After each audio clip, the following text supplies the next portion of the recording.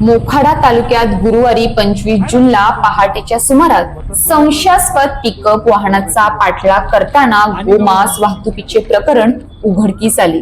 या घटनेत वाहनाचा अपघात झाल्यानंतर मोठ्या प्रमाणात गोवंशीय मांसाची वाहतूक होत असल्याचे समोर आले असून पोलिसांनी 2 आरोपींना ताब्यात घेत पुढील तपास सुरू केला।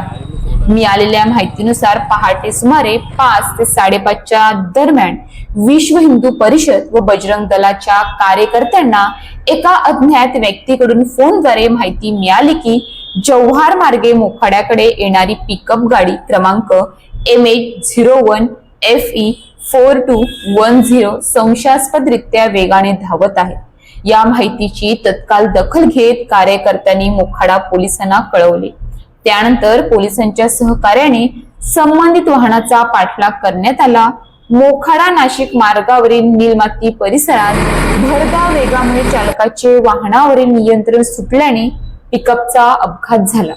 अपघातानंतर वाहनाची तपासणी केली असता त्यामध्ये गोवंशीय मांस भरलेले असल्याचा संशय व्यक्त करण्यात आला।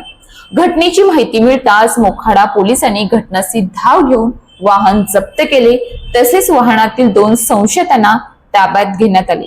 पोलिसांनी संबंधिताविरोधात गुन्हा दाखल केला असून मांसाचा स्रोत, वाहतुकीचे ठिकाण आणि या प्रकरणामागील संपूर्ण साखळी उघड करण्यासाठी तपास सुरू केला आहे।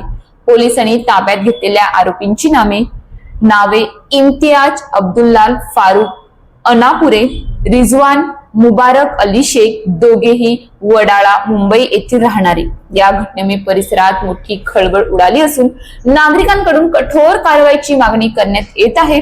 पोलीस प्रशासनाने कायद्याच्या चौकटीत राहून निपक्ष तपास सुरू ठेवला असून तपासाअंती अधिक माहिती समोर येण्याची शक्यता आहे।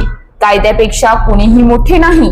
गोवंश तस्करी, बेकायदेशीर वाहतूक किंवा कोणत्याही प्रकारच्या गुन्हेगारी कृत्याविरोधात नागरिकांनी जागरूक राहून तत्काळ पोलिसांना माहिती द्यावी। समाजाच्या सुरक्षेसाठी प्रशासन आणि नागरिक यांचे सहकार्य अत्यंत महत्त्वाचे आहे।